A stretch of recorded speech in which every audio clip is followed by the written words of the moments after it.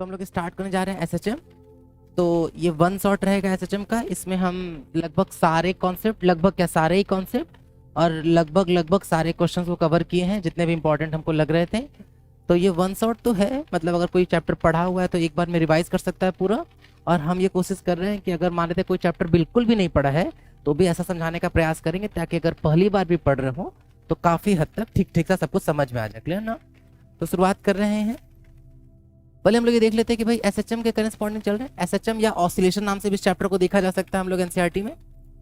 सबसे पहले periodic motion की बात करेंगे। पीरियोडिक मोशन क्या होता है? बोले कि ऐसा कोई भी मोशन जो खुद को रिपीट करेगा एक सर्टेन टाइम के बाद। जरूरी नहीं कि सर्कल ही हो, किसी भी तरह का होगा। अगर वो एक सर्टेन टाइम के बाद खुद को फिर से रिपीट करने लगा खुद के पाथ को, तो कंफर्म वो क्या होगा? Periodic motion. कुछ हम एग्जाम्पल दिखाएं, जैसे कि ये अगर एक सर्कुलर पाथ में कोई पार्टिकल से रोटेट कर रहे हैं, ऐसे ऑसिलेट कर रहे हैं, एंगल बहुत लार्ज लिए हैं, एंगल लार्ज लिए हैं, इसका मतलब क्या हो जाएगा? इसका मतलब ये है एंगल लार्ज लिए हैं, इसका मतलब कि जो इसका एम्पलीट्यूड होगा वो बड़ा है। क्लियर ना? अब फिर हम लोग यहाँ पे ले लिए हैं कि एक ऐसा कि जैसे कोई स्प्रिंग से कोई ब्लॉक अटैच और वो ऑसिलेट कर रहा है, लेकिन इसका जो एम्पलीट्यूड है वो क्या है? छोटा है। क्लियर? आगे बढ़ रहे हैं। अब पीरियोडिक मोशन से अगर हम लोग आगे बढ़े तो हम लोगों को मिलेगा एक ऑसिलेटरी मोशन। ऑसिलेटरी मोशन क्या होते हैं? बोलेंगे कि ऐसा मोशन जो पीरियोडिक तो है लेकिन किसी पॉइंट के अबाउट टू एंड फ्रो होता है, आगे और पीछे। बोलेगा the motion which repeat its path after a certain time interval and also which is to and fro. या ऐसे बोल सकते हैं कि ऐसा पीरियोडिक मोशन जो टू और फ्रो होगा उसको ऑसिलेटरी बोलेंगे। लार्ज एम्पलीट्यूड वाला भी और स्मॉल एम्पलीट्यूड वाला भी। अच्छा, यहाँ एक क्वेश्चन ख्याल रखना है कि ऑसिलेटरी मोशन के केस में a proportional to x to the power minus x to the power n होता है, जहां पे एन कैसे हैं? एन एक ऑड नंबर्स होंगे, 1 3 5 7 इस तरह के ऑड नंबर्स होंगे ना, ख्याल रखना है। ऑसिलेटरी मोशन के केस में F proportional to minus x to the power N होगा और एन की वैल्यू 1 3 5 7 एटसेट्रा होगी। क्लियर? आगे बढ़ रहे हैं। एसएचएम। एसएचएम क्या होता है? बोलेंगे कि वो ऑसिलेटरी मोशन, सारे के सारे ऑसिलेटरी मोशंस, सारे के सारे ऑसिलेटरी मोशन जिनका एम्पलीट्यूड क्या होता है? स्मॉल होता है। तो अब ध्यान देना, सबसे पहले अगर हम लोग स्टार्ट करें तो इस वाले में तीनों ही क्या है? पीरियोडिक है, लेकिन जो सेकंड और थर्ड है वो क्या है? ऑसिलेटरी है। और जो थर्ड वाला है वो क्या होगा? एसएचएम होगा। मतलब कि सारे के सारे ऑसिलेटरी पीरियोडिक होंगे, सारे के सारे एसएचएम ऑसिलेटरी होंगे, लेकिन सारा का सारा पीरियोडिक ऑसिलेटरी नहीं होगा। ध्यान रखना, जैसे इंडिया यूपी बनारस वैसे कर सकते हैं। ठीक है, तो ख्याल रखेंगे हम लोग। अच्छे से वापस बात कर रहे हैं एक बार। पीरियोडिक मोशन, उसका कुछ हिस्सा ऑसिलेटरी होगा और उसका भी कुछ हिस्सा क्या होगा? एसएचएम होगा। न ही सारे के सारे पीरियोडिक ऑसिलेटरी होंगे, न ही सारे ऑसिलेटरी एसएचएम होंगे, लेकिन सारा एसएचएम ऑसिलेटरी होगा और सारा ऑसिलेटरी क्या होगा? पीरियोडिक होगा। ये ख्याल रखेंगे। ख्याल क्या रखना है एक और चीज कि भाई एसएचएम के जो इक्वेशंस होते हैं या जो भी फॉर्मूले होते हैं वो, या फोर्स का जो भी फॉर्मूला होगा वो कंफर्म है कि F proportional to minus X को फॉलो करेगा। या ऐसे बोला जा सकता है कि F proportional to minus x to the power N में अगर हम लोग एन की वैल्यू 1 पुट कर दें तो केवल वही है जो एसएचएम का इक्वेशन होगा। अगर 3 है, 5 है, 7 एटसेट्रा कुछ कुछ होगा तो वो ऑसिलेटरी होगा। ठीक है, तो ये ख्याल रखना है। तो ये हो गया एसएचएम। पीरियोडिक की बात की, ऑसिलेटरी की बात की और एसएचएम की बात की है। आगे बढ़ रहे हैं। अब हम लोग इंपॉर्टेंट इक्वेशंस की बात कर रहे हैं। एसएचएम में कुछ एकदम बेसिक इंपॉर्टेंट है। अगर हम 6 की बात करें, टोटल 6 इक्वेशन पढ़ने वाले हैं हम लोग, जिसमें से स्टार्टिंग के 2-3 तो बहुत ही फेमस है, बहुत इंपॉर्टेंट है। सबसे पहला अगर हम लोग बात कर रहे होंगे एक्स को लेकर के, तो एक्स इज इक्वल्स टू क्या होता है? A sine omega T plus five. Very important. इसको ही अगर हम लोग डिफरेंशिएट कर दे तो हम लोग को वेलोसिटी मिल जाएगा v is equals to A omega cos omega T plus five. और अगर हम लोग वेलोसिटी को डिफरेंशिएट कर दे तो हम लोगों को एक्सेलरेशन मिल जाएगा minus a omega square sine omega T plus five. Clear ना?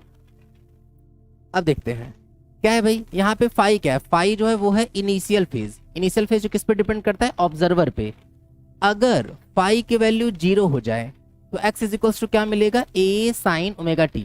ग्राफ ड्रॉ कर लिए हैं, साइनोसॉइडल ग्राफ बनेगा, प्लस ए और माइनस ए के बीच में ऑसिलेट करेगा। अब यहाँ पे बात कर रहे हैं अगर फाई के वैल्यू हम लोग 0 पुट कर लें तो वी का फॉर्मूला क्या मिल जाएगा? A omega cos omega t. Cos का ग्राफ होगा, अगर कॉस के मैक्सिमम रखेंगे 1 तो आ जाएगा प्लस ए ओमेगा और मिनिमम वैल्यू क्या आ जाएगी? 0। और नेगेटिव में बात करेंगे तो नेगेटिव में जो मैक्सिमम आएगा वो क्या आ जाएगा? A omega. अब अगर हम लोग यहाँ पे फाई की वैल्यू 0 पुट कर लें तो एक्सेलरेशन क्या मिल जाएगा? माइनस में a omega square sine of omega t. Sine का तो ग्राफ बनेगा, लेकिन चूंकि माइनस है तो जहां पे साइन प्लस होगा वहां पलट के माइनस हो जाएगा, जहां माइनस होता वहां पलट के क्या हो जाएगा, प्लस हो जाएगा, तो उल्टा पुल्टा हो जाएगा। और एक्सप्रेशन कहां से कहां वेरी करेगा, ए ओमेगा स्क्वायर से माइनस ए ओमेगा स्क्वायर के बीच में वेरी करेगा, ठीक है। तो ये पहली 3 इक्वेशंस हो गई। अगले क्वेश्चन की ओर बढ़ रहे हैं। अब अभी हम लोग थोड़ी देर पहले देखे थे कि एसएचएम जो होगा वो इस बात को तो कंफर्म फॉलो करेगा, एफ इज इक्वल्स टू क्या होता है, माइनस के एक्स। अब हम लोग न्यूटन का सेकंड लॉ चलेंगे तो हम लोग क्या लिख सकते हैं, फोर्स की जगह पे हम लोग लिख सकते हैं M A is equals to minus K X. तो यहाँ से एम को अपॉन में ले आएंगे तो ए की वैल्यू मिल जाएगी हम लोगों को क्या, minus of K upon M into two X. बहुत इंपॉर्टेंट है ये। अब मान लिया जाता है के बाई एम को ओमेगा स्क्वायर मान लिया जाता है, तो ओमेगा स्क्वायर की वैल्यू क्या आ जाएगी, के बाई एम, ओमेगा की वैल्यू रूट के बाई एम। ओमेगा को हम लोग क्या लिख सकते हैं, 2 पाई बाई टी, जहाँ पे टी क्या है, टी है टाइम पीरियड। ओमेगा को 2 पाई बाई टी और 2 पाई एफ दोनों लिख सकते हैं, जहाँ पे एफ क्या है, फ्रीक्वेंसी है। ओमेगा खुद क्या है, ओमेगा जो है वो है एंगुलर फ्रीक्वेंसी। बहुत अच्छे से इस बात का ख्याल रखेंगे हम लोग। अच्छा, ये formula T is equal to, भाई ओमेगा की जगह 2 पाई बाई टी रखेंगे, इधर उधर करेंगे तो टी का फॉर्मूला क्या बन जाएगा हम लोगों का, टी का फॉर्मूला मिल जाएगा 2 पाई अंडर रूट में एम बाई के।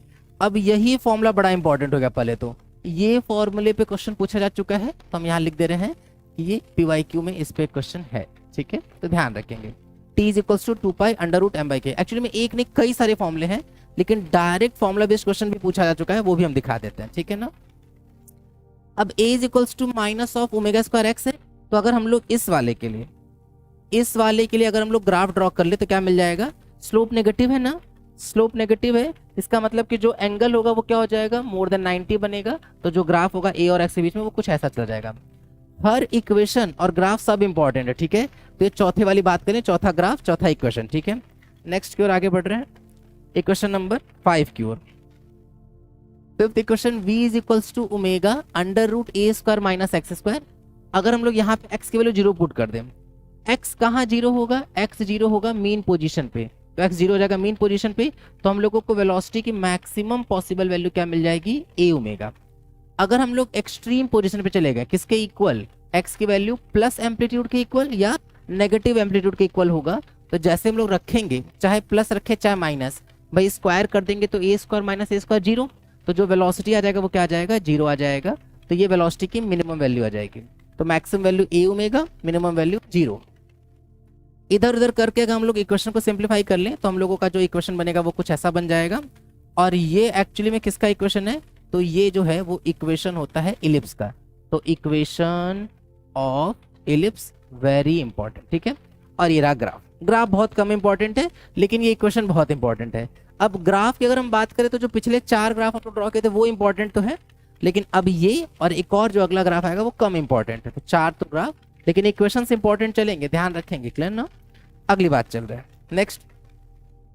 अब हम लोग अगले की ओर चलें तो v और a में अगर हम लोग ऐसे रिलेशन निकालने की कोशिश करेंगे तो v square upon a square omega square और plus a square upon omega square, omega की पावर 4 और ए स्क्वायर, इसका सम 1 होगा।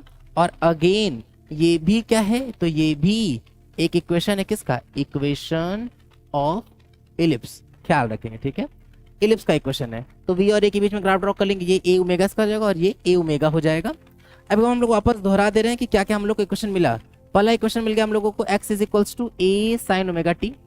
दूसरा मिला है हम लोगों को a omega cos omega T. Phi की वैल्यू 0 पुट कर देना, क्लियर ना। a की बात करेंगे क्या आ जाएगा यहाँ से, माइनस a ओमेगा स्क्वायर, क्योंकि कॉस का डिफरेंशिएशन माइनस होता है, डिफरेंशिएट करते जा रहे हैं केवल, minus a omega square sine of omega T. फिर हम लोग को एक मिल गया v इज इक्वल्स टू, अच्छा आगे पीछे हो जाएगा, a is equals to minus omega square x था। एक हम लोग पीछे देखें अभी, v is equals to omega under root A square minus x square. और एक तो यही जस्ट हम लोग देख ही रहे हैं कि v square upon a square omega square plus a square upon a square omega की पावर 4 और किसके इक्वल आएगा, 1 के इक्वल। तो ये 6 इक्वेशन बहुत इंपॉर्टेंट है, ध्यान देते हैं। क्वेश्चंस की ओर देखते हैं, एक बार चलते हैं, देखते हैं कैसे कैसे क्वेश्चन पूछे गए प्रीवियस ईयर में। चलो स्टार्ट कर रहे हैं। लिखा हुआ है कि the circular motion of a particle with constant speed. Particle जो है वो सर्कुलर मोशन में घूम रहा है और उसका स्पीड क्या है, कांस्टेंट है। तो क्या ये पीरियोडिक है, तो बोलेंगे कि हाँ पीरियोडिक है, लेकिन एसएचएम नहीं है, बोले बिल्कुल यही क्वेश्चन सही, यही ऑप्शन सही हो जाएगा। एसएचएम है पीरियोडिक नहीं, बोले नहीं, एसएचएम के लिए तो टू एंड फ्रो चाहिए। अगर कोई सर्कुलर पाथ में घूमेगा तो ऐसा कोई पॉइंट नहीं है जिसके दोनों तरफ जा रहा है, हर पॉइंट के इधर इधर इधर इधर ऐसे चलता रहेगा, कभी भी एक ही ऐसा कोई पॉइंट नहीं मिलेगा जिसके इधर उधर दोनों तरफ जाए, इसलिए ये पीरियोडिक तो है लेकिन एसएचएम नहीं है। यहाँ लिखा हुआ है एसएचएम बट नॉट पीरियोडिक, नहीं गलत, ये तो कभी हो भी नहीं सकता है। पीरियोडिक एंड एसएचएम नहीं, नाइदर पीरियोडिक नॉर एसएचएम नहीं, पीरियोडिक तो है, तो बोलेंगे किसका कौन सा ऑप्शन हो जाएगा, फर्स्ट ऑप्शन से। क्लियर ना, आगे बढ़ रहे हैं, 10th की ओर चल रहे हैं। लिखा हुआ the distance covered by a particle undergoing SHM in one time period is 2019 का क्वेश्चन है, बहुत ऑब्वियस सा क्वेश्चन है भाई। अगर हम लोग ध्यान से देखें, मान लेते कोई पार्टिकल है जो एसएचएम कर रहा है, तो mean x equal 0, extreme x equal plus a, और नेगेटिव एक्सट्रीम को हम लोग क्या बोल देंगे, x इक्वल माइनस ए। क्या बोला गया है कि undergoing SHM in one time period. Time period क्या होता है, टाइम पीरियड होता है टाइम टेकन टू कंप्लीट, जो कुछ भी अगर फिलर्स है ना, जैसे अगर हम किसी चीज को बहुत जल्दी आगे बढ़े हैं तो आगे क्वेश्चंस में वो फिल होता चला जाएगा, ठीक है। जैसे टाइम पीरियड, टाइम पीरियड क्या होता है, time taken to complete one oscillation. तो मान लेते हैं एक ऑसिलेशन यहाँ शुरू किया, तो पहले ऐसे गया, कितना चला ए, फिर आया, फिर ए, फिर इधर गया ए, फिर इधर आया ए, ए ए ए ए, 4a हो जाएगा। तो डिस्टेंस कवर्ड कितना हो जाएगा, तो जो डिस्टेंस कवर्ड होगा वो 4a होगा एक कंप्लीट ऑसिलेशन में। क्लियर ना, आगे बढ़ रहे हैं अगले क्वेश्चन की ओर। क्वेश्चन नंबर 11 लिखा हुआ average velocity of a particle executing SHM in one complete vibration, 2019 का क्वेश्चन अगेन। अगर हम लोग एवरेज वेलोसिटी की बात करें भाई, अगर एक कंप्लीट वाइब्रेशन की बात कर रहा हो तो भाई अगर स्टार्ट करेगा जाएगा, फिर आएगा, फिर इधर वापस वहीं आ गया जहां था। एवरेज वेलोसिटी में हम लोग को किससे मतलब है, हम लोगों को मतलब होता है डिस्टेंस से कि डिस्प्लेसमेंट से, हम लोग को मतलब होता है डिस्प्लेसमेंट से। तो डिस्प्लेसमेंट जब 0 हो गया तो जो एवरेज वेलोसिटी वो भी क्या आ जाएगा, 0 आ जाएगा। तो एवरेज वेलोसिटी क्लियरली 0 आएगी। मान लेते हैं अगर यहाँ पे एवरेज स्पीड पूछा गया होता तब तो मतलब किससे होता, टोटल डिस्टेंस से। टोटल डिस्टेंस कितना हो जाएगा 4a, और एक ऑसिलेशन में कितना समय लगेगा, बोले टाइम पीरियड के इक्वल। तो उस केस में एवरेज स्पीड क्या आ जाता, 4a/t आ जाता, ख्याल रखें। क्लियर ना, आगे बढ़ रहे हैं अगले क्वेश्चन की ओर। 2013 लिखा हुआ एक पार्टिकल जिसका मास m है ऑसिलेट कर रहा along x axis according to equation x is equals to a sin omega t। अच्छा ठीक है, फिर क्या है कि the nature of graph between momentum and displacement के बीच में ग्राफ चाहिए इनको, ठीक है। शुरुआत कर रहे हैं। मोमेंटम मतलब मास इनटू वेलोसिटी, और डिस्प्लेसमेंट मतलब x, मतलब कहीं ना कहीं v और x के बीच में, अरे भाई हद से हद क्या होगा, अगर हम लोग का v और x के बीच में ग्राफ है जो, तो यहाँ बस मल्टीप्लाई हो जाएगा तो इसका फैक्टर वैल्यू बदल जाएगा, बाकी ग्राफ का नेचर थोड़ी बदल जाएगा। और v और x के बीच में जो ग्राफ होता है वो हम लोग जानते हैं, v और x के बीच में जो ग्राफ है वो तो इलिप्टिकल शेप का बना था, तो यहाँ पे कौन सा ऑप्शन सही हो जाएगा, इसका इलिप्स सही हो जाएगा। तो जैसा ग्राफ v और x के बीच में है एकदम सेम तरह का ग्राफ जो होगा वो किसमें बन जाएगा, मोमेंटम और डिस्प्लेसमेंट के बीच में। समझ में आ रहा है, मतलब जो हम लोग पढ़े हैं उसे से हल्का फुल्का वैरी किए हैं, बहुत अलग नहीं है। क्लियर ना, आगे बढ़ रहे हैं क्वेश्चन नंबर मतलब नेक्स्ट क्वेश्चन की ओर। 2004 लिखा हुआ है कि एक पार्टिकल एग्जीक्यूट कर रहा है एसएचएम, ए इक्वल 5 सेंटीमीटर है, उसका मैक्सिमम स्पीड दे दिया गया 31.4 सेंटीमीटर पर सेकेंड, फ्रीक्वेंसी पूछी जा रही है। भाई अगर हम लोग बात कर रहे हो मैक्सिमम स्पीड को लेकर के, देखो यहाँ ध्यान देना, maximum speed v is equals to v max क्या होता है, a ओमेगा होता है। वापस हम एक बार सॉल्व कर दे रहे, सॉल्यूशन पहले से दिख गया वैसे तो। v मैक्स क्या हो जाएगा, v मैक्स हो जाएगा 31.4 सेंटीमीटर पर सेकेंड। ऐसा दिमाग में बिल्कुल आ सकता है कि सेंटीमीटर को कन्वर्ट करना है कि नहीं, अभी आगे देखते हैं कन्वर्ट करना है कि नहीं। एम्पलीट्यूड दे दिया गया हम लोग को 5 सेंटीमीटर, अब नहीं कन्वर्ट करना है, क्यों, क्योंकि भाई सेंटीमीटर कट ही जाएगा। तो अगर हम इसको कन्वर्ट किए होते, यहाँ भी कन्वर्ट किए होते तो भी कट जाता, नहीं किया तो भी कट गया। ओमेगा का फॉर्मूला हम लोग 2πf देखे थे, ध्यान रहे। फ्रीक्वेंसी पूछा, एंगुलर फ्रीक्वेंसी नहीं। अगर एंगुलर फ्रीक्वेंसी पूछा होता तो हम यहाँ ओमेगा ही रहने दिए होते। देखते हैं 31.4 पर second is equals to 5 into 2 into pi की वैल्यू 3.14 इंटू एफ। 5 2 जा 10, 10 इंटू 3.14 करेंगे 31.4, मतलब ये पूरा टर्म ही कट जाएगा। तो जो फ्रीक्वेंसी की वैल्यू आ जाएगी वो क्या आ जाएगी, 1 सेकेंड इनवर्स या फिर 1 हर्ट्ज आ जाएगा। तो 1 हर्ट्ज मतलब इसका ऑप्शन नंबर 4 ठीक हो जाएगा। तो ये इस तरीके से, क्लियर है। आगे बढ़ रहे हैं नेक्स्ट की ओर।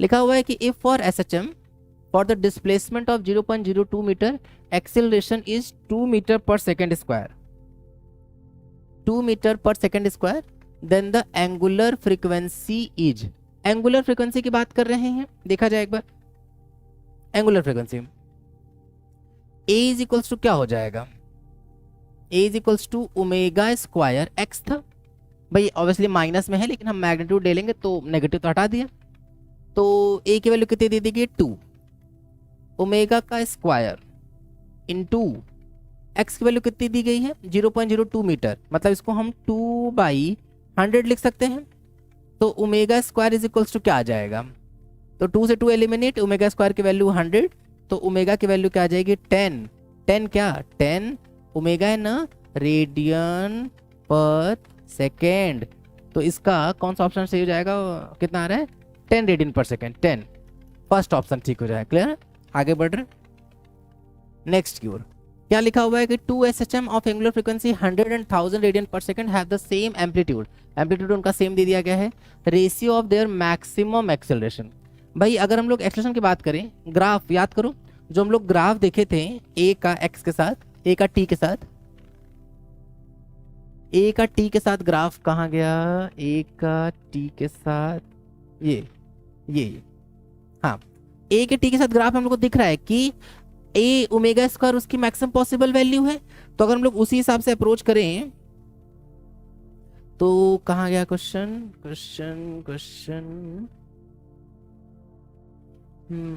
हाँ ये बोला गया हम लोगों से कि the same the ratio of their maximum extension, तो ए मैक्स की वैल्यू क्या अभी हम लोग देखे हैं ओमेगा स्क्वायर एक्स था, एक्स की मैक्स टू मैक्स वैल्यू क्या हो सकती है ए, तो ओमेगा स्क्वायर ए, ठीक है दोनों का, लेकिन एम्पलीट्यूड क्या है सेम, तो अगर हम लोग बात कर रहे हो ए मैक्स 1 अपॉन ए मैक्स 2, तो ए तो कट ही जाएगा, क्या आएगा ओमेगा 1 का स्क्वायर अपॉन ओमेगा 2 का स्क्वायर, तो हम लोग एक साथ पूरे का स्क्वायर लिख सकते हैं, ओमेगा 1 कितना है 100, ओमेगा 2 कितना है 1000, अगर हम लोग इस पूरे टर्म का स्क्वायर कर दे तो 1/10, 1/10 का स्क्वायर 1:100 आ जाएगा, ऑप्शन नंबर इसका 4 ठीक हो जाएगा। क्लियर ना, तो ऑप्शन नंबर 4 ठीक है।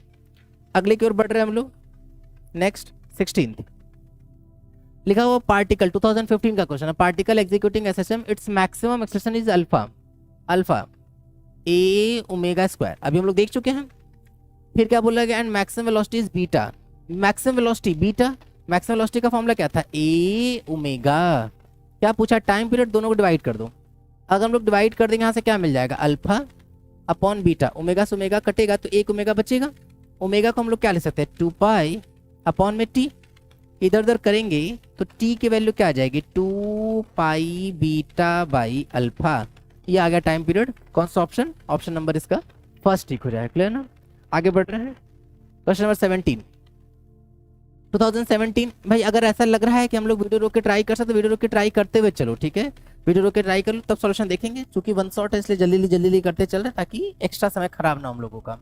A particle execute SHM with A equal 3 centimeter. When particle is at 2 centimeter from mean position, the magnitude of velocity is equals to magnitude of its acceleration. Acceleration का magnitude velocity के magnitude के equal है, ठीक है।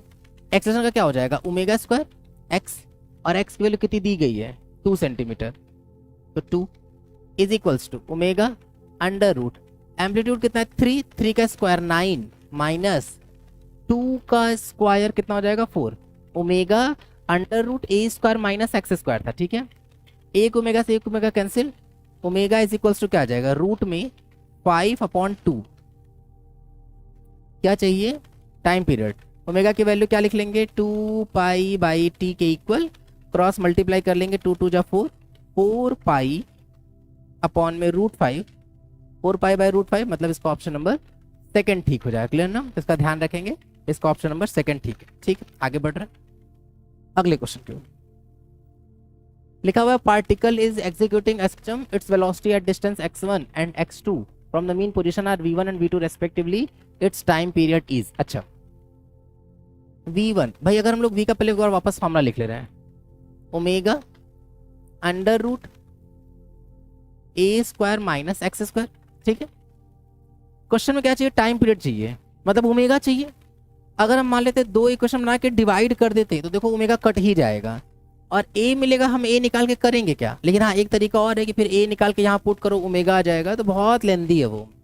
जब जो पूछा ही नहीं कि हम क्यों निकालेंगे, तो हम ऐसा जुगाड़ लगाते हैं। जुगाड़ क्या होगा यहाँ पे, v बाई ओमेगा, रूट इधर आके स्क्वायर होगा ए स्क्वायर माइनस एक्स स्क्वायर।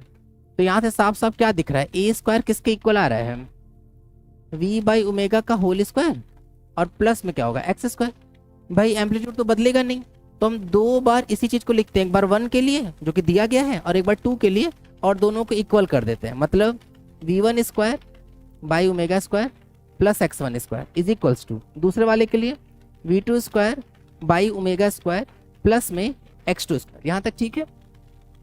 अब हम लोग को चाहिए ओमेगा। ऐसा करते हैं कि इसको उधर ले जाते हैं, v1 square minus v2 square पूरे के अपॉन में ओमेगा स्क्वायर, इसको इधर लाते हैं x2 स्क्वायर माइनस में x1 स्क्वायर, इधर उधर करते हैं और ओमेगा की वैल्यू निकालते हैं। तो ओमेगा यहाँ से क्या आ जाएगा, under root v1 square minus v2 square upon x2 square minus में x1 स्क्वायर। ओमेगा की value 2 pi by T, cross multiply कर लेंगे तो t की वैल्यू क्या आ जाएगी, 2 पाई अंडर रूट में x2 का स्क्वायर माइनस x1 का स्क्वायर अपॉन v1 का स्क्वायर माइनस v2 का स्क्वायर। यही होगा, बोलो। अब अगर हम लोग ऑप्शंस पे देखें तो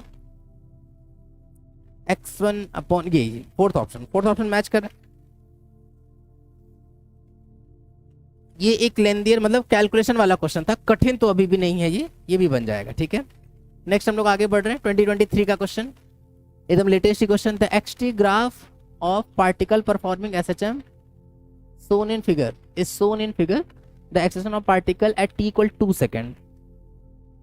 अच्छा t equal 2 सेकेंड पे चाहिए, तो एक्सेलेरेशन का फॉर्मूला क्या होता है, मैग्नीट्यूड की बात करेंगे कि अच्छा साइन भी है, इसका मतलब विद साइन चलना है। फॉर्मूला क्या होता है, माइनस ओमेगा स्क्वायर एक्स ए इक्वल माइनस ओमेगा की बात करेंगे, ओमेगा क्या होता है 2 पाई बाई टी, तो 2 पाई अपॉन टाइम पीरियड क्या होता है, time taken to complete one oscillation, तो कितना 8, तो टाइम पीरियड हो जाएगा 8, 2 पाई बाई 8 का होल स्क्वायर इनटू कितने सेकंड पूछा गया 2 सेकंड पे, तो 2 पे 1, x की वैल्यू है 1, तो यहाँ से a की वैल्यू क्या आ जाएगी माइनस 2 से कटेगा 8 4 आ जाएगा, तो यहाँ पे क्या आ जाएगा पाई स्क्वायर अपॉन 4 का स्क्वायर क्या हो जाएगा 16, तो a की वैल्यू माइनस में pi square by 16 metre per second square, मतलब ऑप्शन नंबर इसका सेकेंड ठीक हो जाएगा। क्लियर ना, आगे बढ़ रहे हैं, आगे चल रहे हैं।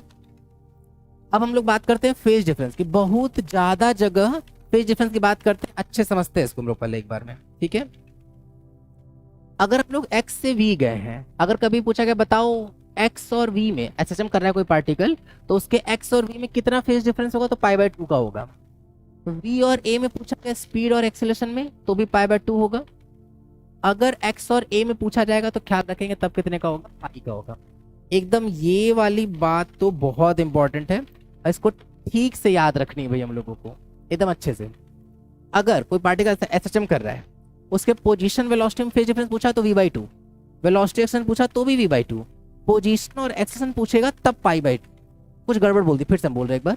अगर पोजीशन और वेलोसिटी में पूछा गया तो फेज डिफरेंस पाई/2, वेलोसिटी और एक्सेलरेशन पूछा गया तो भी पाई/2, लेकिन अगर पोजीशन और एक्सेलरेशन में पूछा गया तब फेज डिफरेंस कितने का होगा, पाई का होगा। ये ध्यान रखना, क्लियर ना। आगे बढ़ रहे हैं 2020 का क्वेश्चन, डायरेक्ट इस पर जो क्वेश्चन पूछा जाएगा डायरेक्ट पूछा जाएगा। The phase difference between displacement and acceleration, displacement और एक्सेलरेशन की बात किए हैं, तो अभी हम बताएं displacement velocity pi, velocity pi, displacement acceleration सीधा पाई रेडियन, इसका ऑप्शन नंबर फर्स्ट ठीक हो जाएगा। क्लियर, आगे बढ़ रहे हैं 22 लिखा हुआ the phase difference between velocity and acceleration, 2007 का क्वेश्चन है। वेलोसिटी और एक्सेलरेशन की बात की गई है, v और a, तो कितने का हो जाएगा, पाई/2 का होगा। पाई/2 मतलब कितना हो जाएगा 0.5 पाई। और सीधा डायरेक्ट क्वेश्चन पूछा जाएगा, कुछ इधर उधर नहीं करेंगे, ठीक है। फिर आगे बढ़ रहे हैं। अच्छा, अब एक क्वेश्चन बहुत फेमस है, पूछा जाता है, टीचर याद करो कई सारे तरह का ट्रिक बताते हैं, फेजर बनाओ, ये बनाओ, क्लॉकवाइज एंटी क्लॉक, कुछ नहीं करना है। एक भयानक ट्रिक बता रहे हैं नीट के हिसाब से कुछ और पूछा ही नहीं जाता है, कभी नहीं। तो फेजर की आवश्यकता ही नहीं है, सीधा ये ट्रिक याद रखेंगे और कहानी खत्म। कुछ फेजर वेजर नहीं पढ़ना है, ठीक है। क्या है भाई, जैसे अगर हम लोगों को मीन पोजीशन की बात कर लेते हैं, मीन एक्स इक्वल 0, दो एक्सट्रीम होते हैं, दो एक्सट्रीम, एक्सट्रीम ये एक्सट्रीम, ठीक है, और ये दूसरा एक्सट्रीम है, ये है नेगेटिव एक्सट्रीम पोजीशन, और ये जो था ये क्या है, ये है इसका positive extreme position, positive extreme position, ठीक है ना। एक मीन दो एक्सट्रीम, पॉजिटिव एक्सट्रीम तक एक्स इक्वल प्लस ए हो जाएगा, नेगेटिव एक्सट्रीम पे एक्स इक्वल माइनस ए हो जाएगा, ठीक है।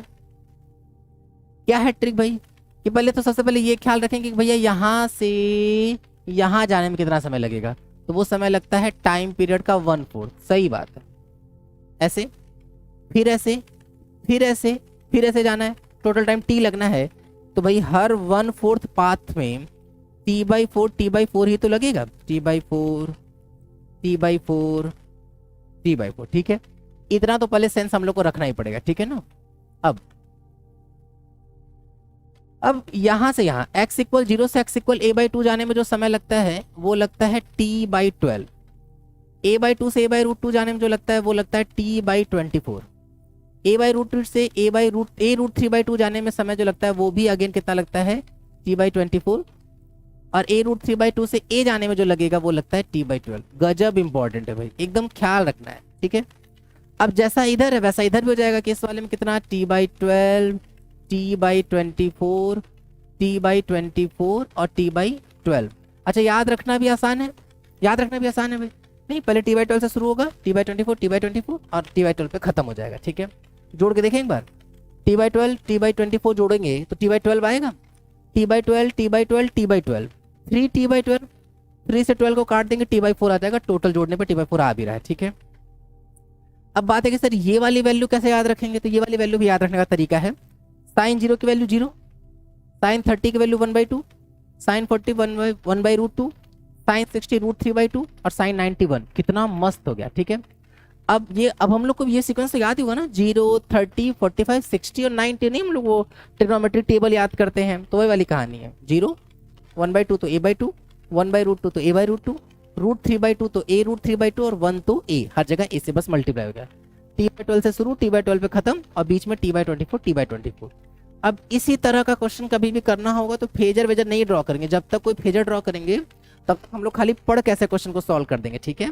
देखते हैं एक बार क्वेश्चन 2007 का, बोला गया एक पार्टिकल जो एसएचएम एग्जीक्यूट कर रहा है जिसका एम्पलीट्यूड है a, टाइम पीरियड है t, the minimum time taken by particle to travel half the amplitude, आधा एम्पलीट्यूड का चलना है कहाँ से, इक्विलिब्रियम से। देखो वापस सोचो, ये रहा हम लोग का equilibrium, x equal 0, x equal 0 से कहाँ तक जाना है, half the amplitude a/2, starting वाला ये तो कितना था t/12 की t/24, किससे शुरू था, शुरू था t/12 से, t/12 खत्म, सेकंड आ गया आंसर। कुछ फेजर वेजर नहीं, कुछ नहीं सोचना है, ठीक है, डायरेक्ट हो जाएगा। 25 लिखा हुआ है SHM oscillator has an amplitude a, time period t, the time required by to travel from x equal a to x equal a/2, 1992 का क्वेश्चन है। कहाँ पे है पार्टिकल, x इक्वल 0, ये है x इक्वल a/2, और पार्टिकल है कहाँ, x इक्वल a पर, to travel from x equal a to a/2। तो ये बताओ कि ऐसे कर सकते हैं या तो कि भैया यहाँ से यहाँ तक जाने में टोटल कितना समय लगता है, t/4 लगता है, ये समय कितना है, t/12 है, तो ये कितना समय लगेगा, बोले t/4 में से t/12 को माइनस कर देंगे तो कितना आएगा, ये ऊपर जो 3 से मल्टीप्लाई कर लेंगे तो 3t minus t 2t/12, answer कितना आ जाएगा, t/6 आ जाएगा। बोलो t/6, ऑप्शन नंबर इसका फर्स्ट है, कुछ और नहीं, कोई फेजर वेजर नहीं सोचेंगे, ठीक है ना। आगे बढ़ रहा है, कुछ स्टैंडर्ड बात कर रहे हैं, कुछ भी पूछा जाएगा बिल्कुल आराम से इससे कर सकते हैं ना, कुछ और कठिन सोचने की आवश्यकता नहीं है। अब एक बार वापस बात करें, मीन्स एक्सट्रीम प्लस ए, नेगेटिव एक्सट्रीम माइनस ए, इधर जाने में पहले कितना समय लगता है, t/4, आने में कितना समय लगता है, t/4, मीन से नेगेटिव एक्सट्रीम जाने में कितना समय लगता है, t/4, नेगेटिव एक्सट्रीम से मीन तक आने में कितना समय लगता है, t/4, सब कुछ t/4 है, ठीक है। यहाँ शुरू करते हैं। जैसे जैसे हम लोग दूर जा रहे हैं एक्स की वैल्यू बढ़ रही है कि जो एक्सेलरेशन का मैग्नीट्यूड है, चूंकि एक्स बढ़ रहा है तो वो भी बढ़ेगा। जैसे जैसे एक्स बढ़ता जाएगा वैसे वैसे स्पीड क्या होता जाएगा, घटता जाएगा। एक्सट्रीम पोजीशन पे जाके स्पीड क्या हो जाता है, 0 हो जाता है। और मीन पोजीशन पे स्पीड क्या रहता है, मैक्सिमम रहता है। क्लियर ना? कितना होता है मैक्सिमम एक्सेलरेशन, ए ओमेगा होता है। ठीक, फिर से बोल रहे हैं। वापस जब जाएंगे तो एक्स घटने लगेगा, एक्सेलरेशन घटने लगेगा उसका मैग्नीट्यूड, और स्पीड क्या होने लगेगा, बढ़ने लगेगा। ठीक है, बढ़ता चला जाएगा। फिर जैसे हम लोग दूर जा रहे होंगे स्पीड घटता जाएगा, मॉड ऑफ एक्सेलरेशन बढ़ता जाएगा, और जो एक्स की मॉड वैल्यू वो भी क्या होती जाएगी, बढ़ती चली जाएगी। वापस आने में मॉड ऑफ एक्स घटेगा, मॉड ऑफ एक्सेलरेशन घटेगा, और जो स्पीड है वो क्या होगा, बढ़ेगा। इसीलिए बोला जाता है कि एक्सट्रीम्स पर स्पीड होता है मिनिमम और एक्सेलरेशन का मैग्नीट्यूड होता है मैक्सिमम। एक्सट्रीम्स पर स्पीड होता है मिनिमम, स्पीड होगा मिनिमम, मिनिमम भी कितना, 0, और एक्सेलरेशन जो होता है, एक्सेलरेशन का जो मैग्नीट्यूड होता है वो क्या होता है, मैक्सिमम होता है। और कितना होता है, ए ओमेगा स्क्वायर। मीन पर स्पीड होता है मैक्सिमम और एक्सेलरेशन का जो मैग्नीट्यूड है वो होता है मिनिमम, और मिनिमम भी कितना, 0 हो जाएगा। तो बिल्कुल इन सारी बातों का ख्याल रखेंगे। मीन पे कौन मैक्सिमम, कौन मिनिमम, क्या बढ़ेगा क्या घटेगा, कहाँ से कहाँ कितना समय लगेगा, खूब इंपॉर्टेंट है। ठीक है, तो वापस एक बार समझा दिया अच्छे से। इस तरह के क्वेश्चन भी कभी कभी पूछे जा सकते हैं, ध्यान देंगे। क्या बोला गया, जैसे यहाँ पूछे, अब समझ के ऊपर है, ऐसा क्वेश्चन अगर समझ में ठीक से आ गया है तो उस तरह का क्वेश्चन पूछेंगे। 2003 में पूछा गया, choose the correct statement for V and A of the particle executing SHM। लिखा है when V is maximum, A is maximum. देखते हैं, जब V मैक्सिमम है, A तो मिनिमम है भाई, A मिनिमम है, तब तो ये गलत हो गया। लिखा है A is 0 what ever the value of V। ये बोल रहे हैं कि A हमेशा 0 है, बोले नहीं, A की वैल्यू लगातार बदल रही है ना, लगातार बदल रही है, तो बोले नहीं, ये भी गलत हो गया, ये भी गलत। बोला गया when V is 0 A is 0। जब स्पीड 0 है, जब स्पीड 0 है तो क्या एक्सेलरेशन 0 है, बोले नहीं, तब तो मैक्सिमम है, तब तो क्या है, मैक्सिमम है, तो ये भी गड़बड़ हो गया। लिखे when V is maximum A is 0। वापस देख लेते हैं, जब V मैक्सिमम है A 0 है, बोले हाँ बिल्कुल परफेक्ट है, इसलिए इसका ऑप्शन नंबर 4 ठीक हो जाएगा। क्लियर ना, बहुत इंपॉर्टेंट। ठीक है, तो ये क्वेश्चन कैसे था, ये क्वेश्चन अगर हम लोग का SHM ठीक से समझ में आया है तो बिल्कुल अच्छे से बन जाएगा। आगे बढ़ रहे हैं, स्प्रिंग ब्लॉक सिस्टम की बात करते हैं, अच्छे से ना ध्यान सुनना है इसको। स्प्रिंग ब्लॉक सिस्टम अभी थोड़ी देर पहले हम बताए थे, T इज इक्वल्स टू क्या था फॉर्मूला हम लोग के पास, 2/√m/k। जब हम लोग वहां पढ़ रहे थे तब उसको हम SHM कांस्टेंट बोल सकते थे। ठीक है, और अभी ये क्या रहेगा, स्प्रिंग कांस्टेंट। अगर जनरलाइज फॉर्म की बात करेंगे तो टाइम पीरियड का फॉर्मूला क्या हो जाएगा, 2π√m/k इफेक्टिव। ठीक है, के इफेक्टिव वो सीरीज पैरेलल के लिए बना दिए ये, तो बहुत इंपॉर्टेंट, ये फॉर्मूला भी बहुत इंपॉर्टेंट है। ठीक है, तो इसको तो ख्याल ही रखेंगे, क्योंकि ये होगा तो ये तो अपने आप बन जाएगा। इस पर एक क्वेश्चन पूछा जा चुका है PYQ में, तो ध्यान रखेंगे। पिछली बार भी बोले थे हम, वापस बोल रहे हैं, अभी क्वेश्चन करते हैं इस पर। चाहे फिगर ऐसे बना हो, चाहे फिगर ऐसे बना हो, टाइम पीरियड का फॉर्मूला 2π√m/k ही रहेगा। क्या लिखा हुआ, spring is stretched by 5 centimetre by a force of 10 newton. 10 newton force लग गया है, 10 न्यूटन का 2021 का क्वेश्चन है। फोर्स इज इक्वल्स टू क्या होता है, मैग्नीट्यूड की बात करेंगे तो F is equals to kx। x कितना है, 5/100, तो यहाँ से k की वैल्यू 5 2 जा 10, तो k की वैल्यू कितनी आ गई, 200 न्यूटन पर मीटर, ये आ गया। अच्छा, फिर the time period of oscillation when a mass of 2 kg is suspended. तो मास ऑफ 2 kg की बात कर रहे हैं, ध्यान देते हैं, कितना होगा टाइम पीरियड का फॉर्मूला, 2π√, मास कितना हैंग करा है 2 kg का, तो 2 अपॉन स्प्रिंग कांस्टेंट कितना है 200, ये कट जाएगा, यहाँ से कितना जाएगा 100, रूट से बाहर आएगा, तो टाइम पीरियड की वैल्यू क्या आ जाएगी 2π/10। 2π/10 की अगर हम लोग बात करें तो अब पाई के टर्म में तो है नहीं, पाई के वैल्यू रख देते हैं, कितना हो जाएगा 2 × 3.14 अपॉन में 10, 6.28 डिवाइड करेंगे तो 0.628 सेकेंड आ जाएगा। तो 0.628 मतलब कौन सा ऑप्शन, फर्स्ट ऑप्शन आ जाएगा इसका। क्लियर ना, तो इस तरीके से आगे बढ़ रहे हैं। नेक्स्ट, कटिंग ऑफ स्प्रिंग की बात करते हैं। ये बहुत इंपॉर्टेंट है, कई बार कट करेंगे स्प्रिंग को, ऐसे जोड़ दिया वैसे जोड़ दिया, सब किया जाएगा, तो ध्यान रखेंगे। मान लेते हैं कि हम लोग के पास एक स्प्रिंग है जिसका स्प्रिंग कांस्टेंट है k, नेचुरल लेंथ है l, ठीक। अगर हम लोग उसको कट करके उसका लेंथ कर दें कितना, l/n, तो जो स्प्रिंग कांस्टेंट हो जाएगा वो हो जाएगा n टाइम्स ऑफ k। ख्याल क्या रखना है कि जो k होता है वो नेचुरल लेंथ nl के इनवर्सली प्रोपोर्शनल होता है। बहुत इंपॉर्टेंट है भाई, बहुत इंपॉर्टेंट बात है ये, ठीक है। तो k प्रोपोर्शनल टू 1/nl, ठीक है ना। 10 आगे बढ़ रहे हैं, कॉम्बिनेशन ऑफ स्प्रिंग की बात शुरू कर रहे हैं। ध्यान देना, कॉम्बिनेशन ऑफ स्प्रिंग एकदम वैसे चलेगा just like capacitor, just like क्या, कैपेसिटर। अच्छा सुनो, पूरे हम लोग अपने सिलेबस में जितना भी कुछ पढ़ते हैं उसमें सिर्फ 4 लोगों का इक्विवेलेंट निकालना है, स्प्रिंग का, कैपेसिटर, रेजिस्टर और inductor. Spring, capacitor, resistor, inductor. Spring capacitor जैसा चलता है, रेजिस्टर इंडक्टर जैसा चलता है। तो ध्यान रखना, कहने को 4 है लेकिन एक्चुअली में 2-2 है। स्प्रिंग और कैपेसिटर एकदम सेम, और रेजिस्टर और इंडक्टर एकदम सेम चलेगा। सीरीज कॉम्बिनेशन में कैसे पता चलेगा, तो लिखा जाएगा सीरीज कॉम्बिनेशन में कैसे पता चलना है, तो वो होगा कि टेंशन या फोर्स जो होगा वो हर स्प्रिंग में क्या होगा, सेम टू सेम होगा। क्या बात कर रहे हैं कैपेसिटर के लिए, तो कैपेसिटर का फॉर्मूला कैसे फॉलो करते थे, 1/c इक्वलेंट। तो वैसे यहाँ पे भी लिख लेंगे 1/k इक्वलेंट। किसके equal, 1/k1 plus 1/k2 plus dot dot dot plus of 1/kn। तो ये आ जाएगा हम लोगों के k इक्वलेंट का फॉर्मूला, वेरी इंपॉर्टेंट, ठीक है ना। ये आ जाएगा हम लोगों के k इक्विवेलेंट का फॉर्मूला, बहुत इंपॉर्टेंट, ठीक है। ये कौन सा कॉम्बिनेशन था हम लोगों का, सीरीज कॉम्बिनेशन। नेक्स्ट की ओर बढ़ रहे हैं, पैरेलल कॉम्बिनेशन।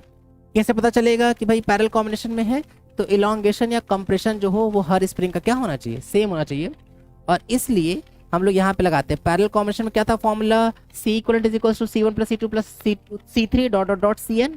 तो वैसे यहाँ पे आ जाएगा K इक्वलेंट का फॉर्मूला कि K1 plus K2 plus dot dot dot plus of Kn। Clear ना, तो ये ध्यान रखेंगे, ये आ जाएगा हम लोगों के K इक्वलेंट का फॉर्मूला। क्लियर है, आगे बढ़ रहे हैं, देखते हैं। अच्छा, ये एक बड़ा स्पेशल केस है, स्पेशल केस। जैसे कई बार बच्चों को ऐसा लगता है कि सर अगर वन आफ्टर अनदर दिखा, जैसे ये इस तरह का, तो उनको लगेगा कि सीरीज में है, लेकिन ये एक स्पेशल केस है, ध्यान रखेंगे इसका कि भाई अगर ऐसे जुड़ा है तो देखो ना, ब्लॉक को अगर हम इधर दबाएंगे तो जितना ये स्प्रिंग दबेगा उतना ही ये खींचेगा, इलॉन्गेशन या कंप्रेशन सेम है। तो ये कौन सा कॉम्बिनेशन है, parallel combination, also an example of parallel combination of spring. So in this situation K equivalent क्या हो जाएगा, K1 प्लस K2, और इस केस में टाइम पीरियड क्या हो जाएगा, 2π √m/, K इक्वलेंट रखेंगे और वो कितना हो जाएगा, K1 प्लस K2। ये है हम लोग का किसका फॉर्मूला, टाइम पीरियड का फॉर्मूला, ठीक है। आगे बढ़ रहे हैं, क्वेश्चन से स्टार्ट करते हैं। लिखा हुआ है कि स्प्रिंग है जिसका फोर्स कांस्टेंट है K, ठीक है, उसको कट किया गया into length of ratio 1:2:3। They are connected in series and the new force constant is K dash. अच्छा, जिस रेशियो में लेंथ होता है उसका इनवर्सली रेशियो में होगा कौन, स्प्रिंग कांस्टेंट। तो अगर हम स्प्रिंग कांस्टेंट की बात करें तो उनका जो रेशियो होगा वो इसका उल्टा चलेगा, मतलब कितना, 3:2:1, ठीक है। तो हम वैल्यू मान लेते हैं अपने हिसाब से। अगर हम लोग वैल्यू मानना शुरू करें तो क्या आएगा वैल्यू भाई, एक का हम लोग मान लेते हैं K, तो इसका कितना हो जाएगा 2K, और तब इसका कितना आ जाएगा 3K, ठीक है ना। फिर किस में जोड़ा गया, सीरीज में। ऐसा करते हैं 2-2 को सॉल्व करते हैं, पहले इन 2 को सॉल्व करेंगे तो क्या आ जाएगा 3K इंटू 2K अपॉन 3 और 2 5K, K कटा, कितना आ गया 6K/5। उसको इसके साथ सीरीज में सॉल्व करते हैं, कितना आ जाएगा 6K/5 इंटू K अपॉन 5 1 जा 5, 5 और 6 11K/5 कट जाएगा, तो आ जाएगा कितना 6K/11। ये कब है, सीरीज में, मतलब किसकी वैल्यू है ये, K डैश की वैल्यू दिया गया था क्वेश्चन में।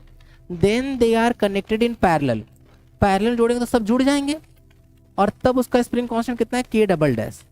K डबल डैश सबको जोड़ो, 3 2 5 1 6K हो जाएगा।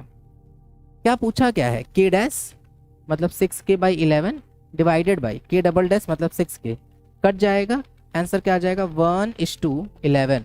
कौन सा ऑप्शन, ऑप्शन नंबर इसका सेकेंड ठीक हो जाएगा। क्लियर ना? तो बहुत इंपॉर्टेंट रहेगा ये भी। ठीक है, आगे बढ़ रहे हैं।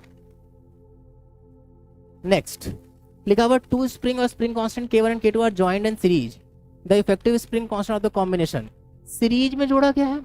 सीरीज में क्या हो जाएगा formula 1 K equivalent is equals to 1/K1 plus 1/K2। याद करो सीरीज कॉम्बिनेशन ऑफ कैपेसिटर, दो कैपेसिटर का C1 C2 by C1 plus C2। तो वैसे ही इसका भी K इक्वलेंट क्या आ जाएगा? K1 K2 upon K1 plus K2। तो ये आ गया हम लोगों का K इक्वलेंट। कौन सा ऑप्शन? ऑप्शन नंबर इसका 4 आ जाएगा। क्लियर ना? तो बहुत इंपॉर्टेंट 2004 का ये भी क्वेश्चन हो गया। आगे बढ़ रहे हैं। नेक्स्ट 30, अच्छा ये हो गया। नेक्स्ट अब देखते हैं। लिखा हुआ है the time period of mass suspended from A spring is T if the spring is cut into 4 equal parts. अच्छा, अगर हम लोग 4 इक्वल पार्ट में कट कर दिए, 2003 का क्वेश्चन है। टाइम पीरियड पहले कितना रहा होगा? 2 पाई रूट में m/k। अब अगर हम 4 पार्ट में तोड़ दिए हैं तो लेंथ L/4 हो जाएगा, तो स्प्रिंग कांस्टेंट बढ़ जाता है, 4k हो जाएगा। तो जो नया टाइम पीरियड होगा क्या बोलेगा? सेम मास है सस्पेंडेड, तो मास तो वही रहा 2 पाई रूट में m/, स्प्रिंग कांस्टेंट बढ़ के 4 टाइम्स हो जाएगा from one of the parts, then the new time period. 2 बाहर जाएगा तो 2 पाई अंडर रूट में m/k और 4 बाहर हो के नीचे 2 हो जाएगा। तो देखो ना ये 2 पाई रूट m/k, इसकी वैल्यू कितनी है? इसकी वैल्यू है t अपॉन में 2 चल ही रहा है, तो आंसर क्या आ जाएगा? आंसर आ जाएगा t/2। ऑप्शन नंबर इसका 3 ठीक हो जाएगा। क्लियर ना? तो इस तरह से ठीक है, आगे बढ़ रहे हैं। नेक्स्ट अब सिंपल पेंडुलम, बहुत इंपॉर्टेंट रिजल्ट रहेगा, ख्याल रखेंगे अच्छे से। कभी कभी तो इसके रिजल्ट पे सीधा क्वेश्चन पूछ लेंगे, ध्यान देना। अब तो इस पे क्वेश्चंस नहीं आ रहे हैं इसका ट्रेंड में, लेकिन ध्यान रखेंगे। ठीक है, एकदम लेटेस्ट जो क्वेश्चन आएगा वो हल्का फुल्का घुमा के पूछे, पहले इस पर डायरेक्ट क्वेश्चन पूछ लेते थे। ठीक है, देखो t इज इक्वल टू क्या होता है? 2 पाई रूट में L/g, L लेंथ है। अगर हम लोग इसको जनरलाइज फॉर्म में करें तो जनरलाइज फॉर्मूला क्या हो जाएगा? t is equal to 2 pi under root L upon g effective. G effective according to the problem change हो सकता है। कुछ हम केसेस लिखे हैं, जैसे मान लो कि एक लिफ्ट ऊपर जा रहा है, अजीब सा पेंडुलम बन गया, थोड़ा सा मैनेज कर लेंगे। ऊपर की ओर जा रहा है, एक्सेलरेट हो रहा है, तो इस केस में जी इफेक्टिव क्या आ जाएगा? G प्लस ए। तो आंसर क्या आ जाएगा? 2 पाई अंडर रूट L/G+a। नीचे जा रहा है तो G माइनस ए, तो G माइनस ए। इधर जाएगा तो जी इफेक्टिव क्या हो जाएगा? Under root G² plus A²। Clear ना? तो ध्यान रखेंगे, इधर उधर कर सकते हैं, ऊपर एक्सीलरेट करा दिया, नीचे करा दिया, कार में बैठा के कार आगे की ओर दौड़ रहा है, तो उस तरह का केस है। नेक्स्ट देखते हैं एक बार।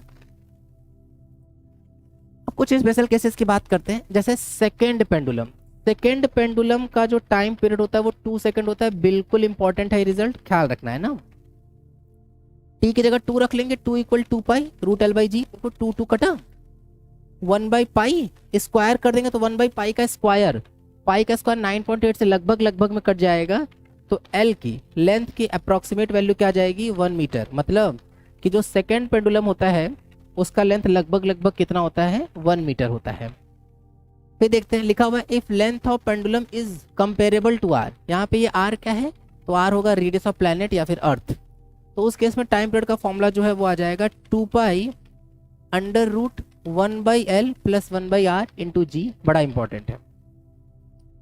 अगर मान लेते हैं कि L जो हो क्या हो? इन्फिनिटी की ओर टेंड करे, L टेंड्स टू इन्फिनिटी, तो समथिंग बाय इन्फिनिटी 0 हो जाएगा, R चला जाएगा ऊपर, तो टाइम पीरियड का फॉर्मूला तब क्या बन जाएगा? 2 पाई अंडर रूट R/g। ठीक है, जब हम लोग इसको सॉल्व करते हैं तो आएगा 84.6। किसके लिए? तो ये आ रहा है फॉर अर्थ, अर्थ के लिए आ रहा है। ठीक है, अब ये रिजल्ट वैसा ही जैसा ग्रेविटेशन चैप्टर में पढ़े होंगे। याद करो कि अगर हम लोग अर्थ के थ्रू एक टनल पास करा दें और उसमें किसी पार्टिकल को छोड़ दे जो वो ऐसे ऐसे मूव कर रहा हो, या भले वो डायमीटर के अलॉन्ग हो चाहे कॉर्ड के अलॉन्ग हो, ठीक है, उस केस में भी जो टाइम पीरियड का फॉर्मूला था वो यही था 2 पाई अंडर रूट R/g, और उस केस में भी जो वैल्यू आया था वो 84.6 मिनट ही आता है।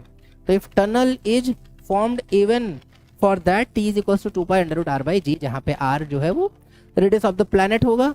अगर प्लैनेट अर्थ होगा तो उसका वैल्यू कितना आ रहा है? 84.6 मिनट आएगा। क्लियर ना? तो बहुत इंपॉर्टेंट है, इसको ख्याल रखेंगे पूरा। देखते हैं एक बार 1999 क्या पूछा गया? Time period of a simple pendulum is 2 second. Time period 2 pi under root में L बाई जी, इसके लिए दे देंगे 2 सेकेंड। लिखा गया if its length increases by 4 times. सोचो अगर लेंथ को 4 टाइम्स करेंगे तो यहाँ पे 4 आएगा, 4 रूट से बाहर होगा तो 2 हो जाएगा, तो डबल हो जाएगा। इसका मतलब जो टाइम पीरियड होगा क्या हो जाएगा, डबल हो जाएगा। भले कितना था 2 सेकेंड, आप डबल होकर कितना हो जाएगा 4 सेकेंड हो जाएगा। ये समझ में आ रहा है ना।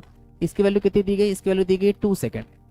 नया वाला वैल्यू 2 पाई अंडर रूट में 4L बाई जी करेंगे, 4 रूट से बाहर होकर 2 पाई अंडर रूट में L बाई जी होगा, सॉल्व कर लेंगे सिंपली कितना आ जाएगा, ये 4 सेकेंड आ जाएगा, खत्म।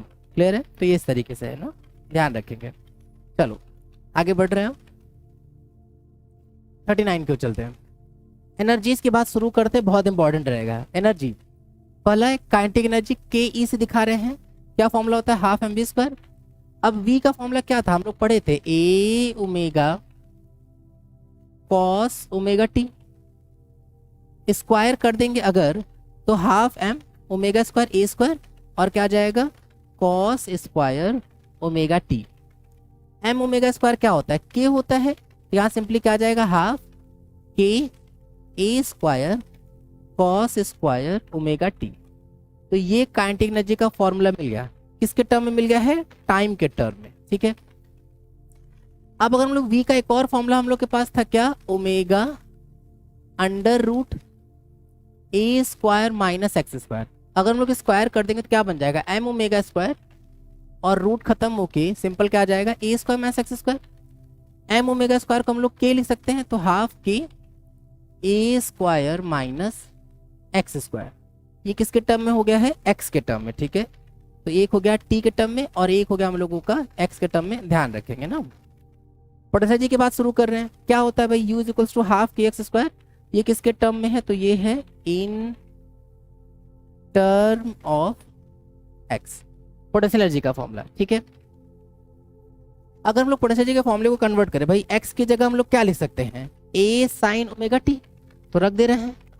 यहाँ रखेंगे x की जगह पे a sine omega T, square करेंगे तो यहाँ पे क्या आ जाएगा, half k a square sine square omega T. ये भी पैरेलली उतना ही इंपॉर्टेंट फॉर्मूला रहेगा। ठीक है ना। अच्छा, ये जो पिछला फॉर्मूला हम लोग लिखे थे हाफ के एक्स स्क्वायर, वो केवल तभी ट्रू है जब मेन पोजीशन पे हम लोग क्या माने हैं, मेन पोजीशन पे पोटेंशियल एनर्जी को 0 माने हैं। जरूरी नहीं है कि मीन पे 0 हो। अगर मीन पे नॉन 0 हो तब इफ u मेन पोजीशन की जो वैल्यू हो जाए वो लेट से u0 हो जाएगा, तब पोटेंशियल एनर्जी का फॉर्मूला क्या बन जाएगा, half k x square plus u0। इन बातों का ख्याल रखेंगे भाई।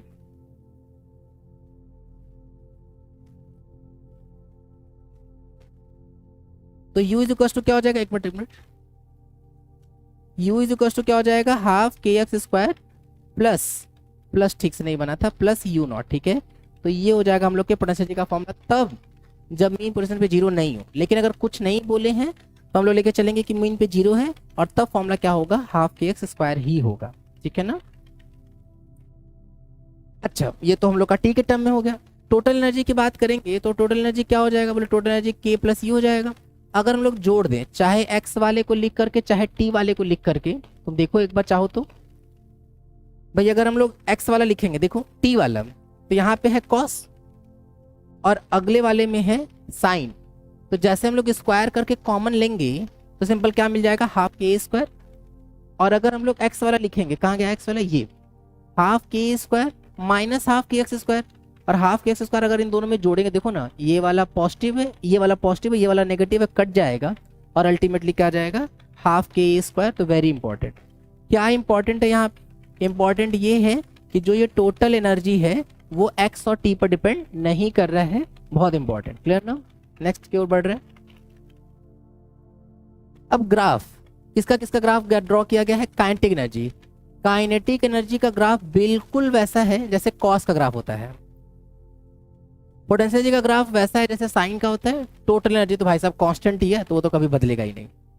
अब ये बहुत इंपॉर्टेंट है, जैसे 2021 में पूछा कि अगर SHM कर रहा है कोई पार्टिकल, उसकी फ्रीक्वेंसी है f, तो पोटेंशियल एनर्जी उसके पोटेंशियल एनर्जी की फ्रीक्वेंसी क्या होगी।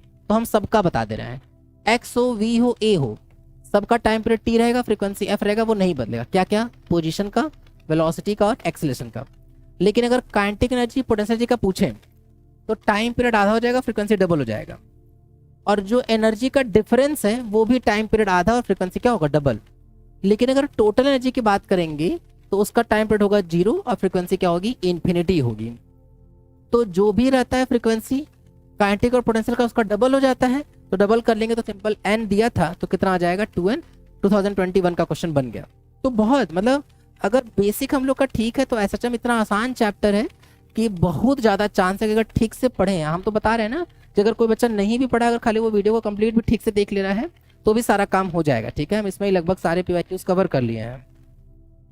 नेक्स्ट की ओर बढ़ रहे हैं। अब ये भी बहुत इंपॉर्टेंट है, जैसे कई बार फ्रैक्शन पूछेंगे, परसेंटेज पूछेंगे, एक ट्रिक टाइप का बना लेंगे और सब कुछ याद कर लेंगे हम लोग। ध्यान देना, मीन, एक्सट्रीम, नेगेटिव एक्सट्रीम, वापस वही कहानी कि a/2 30 वाला, a/√2 45 वाला, √3a/2 60 वाला और a 90 डिग्री वाला। ठीक है, ऐसे याद हो जाएगा। काइनेटिक एनर्जी धीरे धीरे धीरे धीरे घट रहा है क्योंकि स्पीड भी घटा था। तो यहाँ पे टोटल एनर्जी किसके पास रहेगी, केवल और केवल काइनेटिक के पास रहेगी। ठीक है, टोटल एनर्जी किसके पास रहेगी, काइनेटिक के पास। कितना E, और यहाँ पे पोटेंशियल एनर्जी कितना होगा, 0 होगा। तो 100% होगी काइनेटिक एनर्जी। इधर जाने पर 25 घटता जाएगा, 100 फिर 75 फिर 50 फिर 25 फिर 0। E 3/4 E/2 E/4 और 0। पोटेंशियल एनर्जी उल्टा चलेगा, 25 बढ़ेगा, 0 25 50 75 100, E/4 हो जाएगा, फिर E/2 3/4 और E। एक्सट्रीम पर देखो काइनेटिक होगा 0, पोटेंशियल होगा कैपिटल E के इक्वल। एक्सट्रीम पर देखो काइनेटिक होगा 0 और पोटेंशियल होगा E के इक्वल। पोटेंशियल होगा 100% और काइनेटिक होगा 0%। जबकि मीन पर काइनेटिक था 100% और मीन पर पोटेंशियल जो था वो 0% था। जबकि एक्सट्रीम पर काइनेटिक होगा 0% और पोटेंशियल होगा 100%। बहुत इंपॉर्टेंट है। ठीक है, ये चारों बातें हम लोगों को एकदम अच्छे से ख्याल में रखना है। ठीक है, अगर दिख रही है तो हम लोग छोटा करते रहे इसको।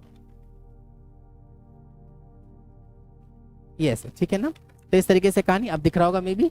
तो ये इस तरीके से काइनेटिक पे एकदम ध्यान रखना है। काइनेटिक मीन से आगे जाने पे घटता जाएगा 25%, पोटेंशियल मीन से आगे जाने पे बढ़ता जाएगा 25%। और अगर ये याद रखेंगे तो पिछला वाला निकालना विकालना नहीं, फॉर्मूले से भी बिना काम चल जाएगा अगर केवल ये वाली बात याद है ठीक से तो। ठीक है ना, ध्यान देना। नेक्स्ट की ओर चल रहे हैं।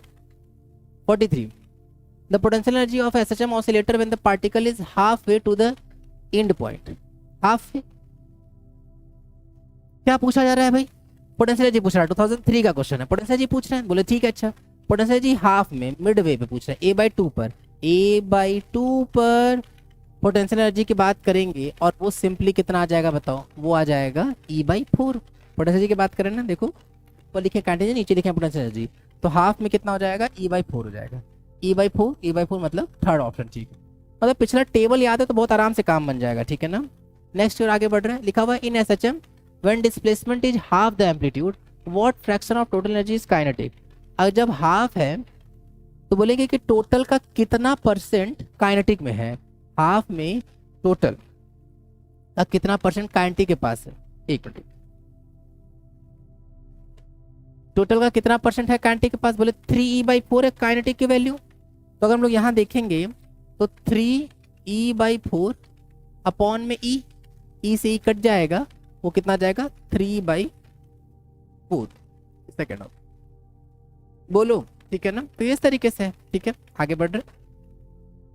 45 कुछ और इंपॉर्टेंट बात कर लेते हैं हम लोग। यहाँ पे खत्म हो गया एसएचएम हम लोगों का। ध्यान देना, if 2 SHM of same amplitude and time period combine, अगर 2 एसएचएम कंबाइन हो जाए तब। ये क्वेश्चन पहले पूछा जाता था, अब तो लगभग नहीं पूछ रहे हैं ये। y1 is equals to a sin omega t और y2 is equals to a sin omega t plus phi है। तो अगर दोनों को ऐड कर लें तो ऐड करने पर उनका जो शेप होगा y का वो कैसा होगा, तो बोले स्ट्रेट लाइन होगा जब इन दोनों के बीच में जो फेज डिफरेंस हो वो 0 डिग्री का हो या फिर पाई का हो। ठीक है, सर्कुलर कब बनेगा, जब फेज डिफरेंस कितने का हो जाए, 90 डिग्री का हो। ठीक है, एलिप्स तब बनेगा जब एंगल कितना होगा, π/4 या फिर 3π/4, मतलब 45 डिग्री या फिर 135 डिग्री तो इलिप्स होगा। स्ट्रेट लाइन वाले पे 1919 पूछा गया था क्वेश्चन, स्ट्रेट लाइन टिक करना था। 1997 में सर्कल वाला पूछा गया, तो ध्यान रखेंगे। तो अगर 2 एसएचएम एक दूसरे पे ओवरलैप करे, सुपर पोजिशन हो जाए अगर, तो सुपरपोजिशन के प्रिंसिपल से जो शेप बनेगा y का वो क्या होगा, तो वो हम तीनों बता दें हैं। क्लियर ना। एक और लास्ट, कई बार ऐसा पूछा जाता है कि भाई एम्पलीट्यूड बता दो। एम्पलीट्यूड मान लेते हैं ऐसा क्वेश्चन लिखा है a sin omega t plus b cos omega t plus c, a sin omega t plus b cos omega t, तो उसका एम्पलीट्यूड क्या आएगा, under root a square plus b square. ठीक है, कई बार इसका टीचर बताते हैं कि भाई एम्पलीट्यूड जो होगा वो आएगा कितना, under root a square plus b square plus c। More correct तो ये है, लेकिन नीट में जो क्वेश्चन आया उसमें ये वाला ऑप्शन सही था, तो इसको भी ध्यान रखेंगे। चाहे ऐसा ही क्वेश्चन लिखा हो चाहे ऐसा ही क्वेश्चन लिखा हो, एम्पलीट्यूड जो आएगा वो under root a square plus b square ही आएगा। ठीक है। अच्छा 2011-2009 में क्वेश्चन पूछा गया जहां पे हम लोगों को एसएचएम के क्वेश्चंस को पहचानना था। कभी कभी वो पोजीशन दे देंगे, कभी कभी एक्सप्रेशन दे देंगे। तो 2011 में जो था वो पोजीशन के बेसिस से पहचानना था, 2009 में जो था वो एक्सप्रेशन के बेसिस से पहचानना था। आओ सब पहचानवा लेते हैं। साइन क्यूब ओमेगा टी है, नहीं, साइन ओमेगा टी का फंक्शन होना चाहिए था, तो ये एसएचएम का क्वेश्चन नहीं है। Sign omega T minus cos omega T, अगर सब्ट्रैक्ट करेंगे तो भी ये एक एसएचएम का ही क्वेश्चन बनेगा। जैसे कि यहाँ देखो, ये भी एक क्वेश्चन ऑफ एसएचएम ही है, तो ये एक एसएचएम का क्वेश्चन है। 1 plus omega T plus omega square T इसका नहीं, ये पीरियोडिक नहीं है, मतलब ये तो ऑसिलेटरी भी नहीं है भाई, ये तो गड़बड़ हो गया है। x is equals to 5 cos, यहाँ नेगेटिव पॉजिटिव भले है, लेकिन चूंकि साइन या कॉस का फंक्शन है तो डेफिनेटली ये भी एक एसएचएम का क्वेश्चन है। a is equals to minus k, bracket में x प्लस एक्स नॉट लिखा है तो नेगेटिव है, याद करो एक्सप्रेशन का इक्वेशन क्या होता था, माइनस के एक्स, तो ये भी एक एसएचएम का इक्वेशन है। सिक्स्थ वाला बोले यहाँ नेगेटिव ही नहीं है, तो ये तो नहीं होगा, क्योंकि एक्सेलरेशन डिस्प्लेसमेंट का हमेशा अपोजिट होना चाहिए, हमेशा एसएचएम में एक्सेलरेशन डिस्प्लेसमेंट के अपोजिट होना चाहिए। अगेन अपोजिट नहीं है तो गड़बड़ हो गया ये। माइनस के नॉट यहाँ तक तो ठीक है, लेकिन चूंकि अगर ये नहीं होता तो ठीक होता, लेकिन अब ये दे दिए हैं तब ये गड़बड़ हो गया है। ठीक है, मीन पोजीशन अगर कभी भी पता लगानी होगी मीन पोजीशन के लिए, फॉर मीन पोजीशन, इसको कहीं लिख लेना अच्छे से जरूर, for mean position put f equal 0, f को 0 करेंगे या a इक्वल 0 करेंगे और x की वैल्यू पता लगाएंगे, और वो जो x की वैल्यू आएगी वही उसका क्या होगा, मीन पोजीशन होगा। ठीक है, तो बस थैंक यू, ये हो गया हम लोग का पूरा एसएचएम समाप्त।